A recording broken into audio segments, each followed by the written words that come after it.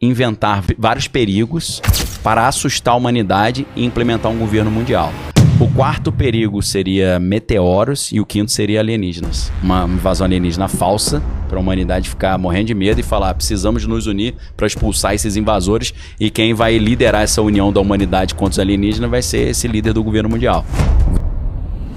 Vivemos em um momento curioso da história, onde governos, grandes mídias e especialistas começam a falar sobre objetos não identificados, ameaças alienígenas e perigos vindos do céu. Mas a pergunta que quase ninguém faz é: por que agora? Para termos essa resposta, vamos entender quem foi Wernher von Braun, fundador da NASA, que revelou esses planos de controle envolvendo alienígenas antes da sua morte. Quando terminou a Segunda Guerra Mundial, os alemães todos ali, criminosos de guerra, né? E tribunal lá de Nuremberg era pra ter passado cerol em todo mundo. Só que americano não é burro, né? Se fosse burro, não era o que é hoje. Eles falam: peraí, se a gente pegar os melhores cientistas da Alemanha e botar na pena de morte, um desperdício, né? Vamos oferecer pra esses caras: o que tu prefere, pena de morte ou vir trabalhar comigo? Então eles fizeram um projeto secreto chamado Operação Paperclip, pegaram um monte de criminoso de guerra, assassino lá, psicopata, e botaram pra trabalhar nos Estados Unidos. Estima-se que cerca de 1.600 cientistas e engenheiros nazistas acabaram trabalhando para agências americanas, incluindo a NASA e a CIA, e muitos nunca foram julgados por seus passados. Entre eles, o major da SS, que é a tropa de elite nazista, o Wernher von Braun, que criou depois a NASA, Quem criou a NASA foi o nazista, Inclusive disse que o nome NASA, é isso que eu Nazi, falar, né? Os caras já acham que foi na maldade. Esse cara, já vou ligar. O Wernher von Braun, que conhecia muito dos segredos do poder, quando ele já estava no leito de morte ali, ele tinha uma secretária americana chamada Carol Rosin. E a Carol Rosin, depois de muitos anos, em 2001, ela deu uma entrevista e revelou para o mundo o seguinte: antes dele morrer, ela era secretária dele numa empresa chamada Fairchild Industries, que era uma empresa aeroespacial, e ela foi uma das primeiras mulheres a trabalhar numa empresa aeroespacial, essa Carol Rosin.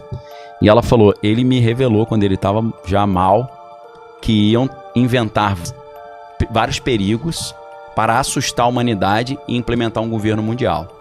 Primeiro perigo seria uma ordem mundial. Um governo único global com um único líder. Primeiro perigo seria a União Soviética, segundo perigo seria os extremistas islâmicos, terceiro perigo seria os países emergentes.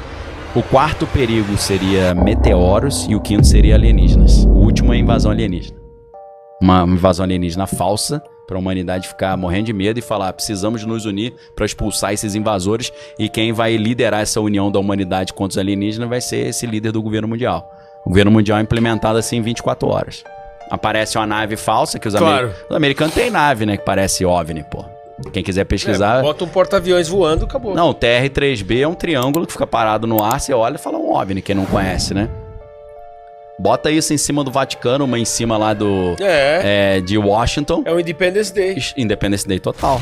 Só que é um Independence Day fake. Ronald Reagan combinou com Mikhail Gorbachev. Tem matéria da super interessante, revista Exame, tem livro sobre isso.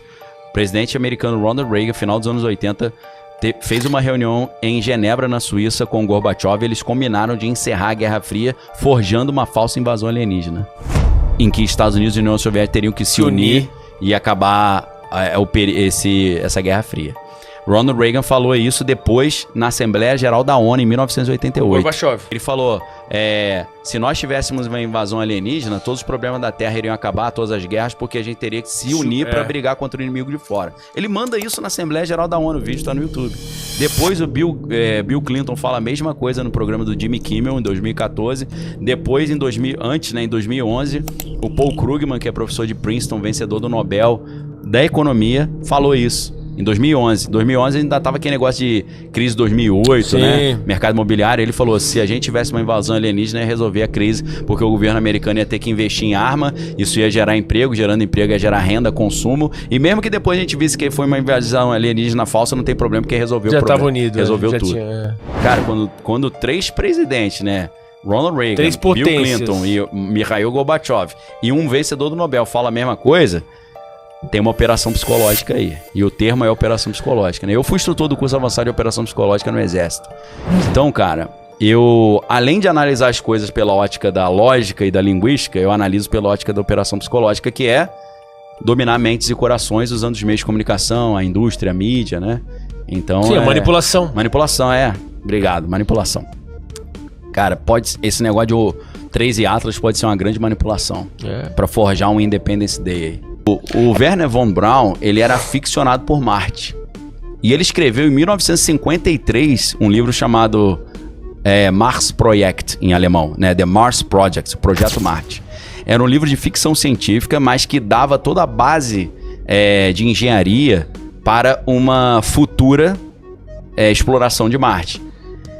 Sabe qual é o nome do cara que é o rei de Marte, é o presidente da colônia humana em Marte? Elon. Meu Deus. E o Elon Musk diz que a missão de vida dele é ir pra Marte. Porra. Tem alguma coisa errada aí, né, meu irmão? Mas muito certa, na verdade, né? Cara, tá muito, um muito negócio planejado. Muito tá muito... Muito encaixadinho, né? Quando o mesmo tema se repete em filmes, séries, noticiários e discursos oficiais, ele deixa de ser entretenimento e passa a ser condicionamento. A ideia de uma invasão alienígena não nasce do nada. Ela é plantada, reforçada e normalizada até que o medo pareça lógico. A mídia não apenas informa, ela treina a percepção. E quando milhões de pessoas consomem a mesma história ao mesmo tempo, o inconsciente coletivo começa a aceitá-la como possibilidade real. Questionar isso não é negar a vida fora da Terra, é recusar o medo como ferramenta de controle. Porque, enquanto olhamos para o céu com desconfiança, deixamos de olhar para quem está escrevendo o roteiro aqui embaixo. Agora, eu te pergunto, tudo isso é ficção ou realidade? Se inscreva no Ficção ou Realidade, deixe seu comentário e continue questionando o que te contam.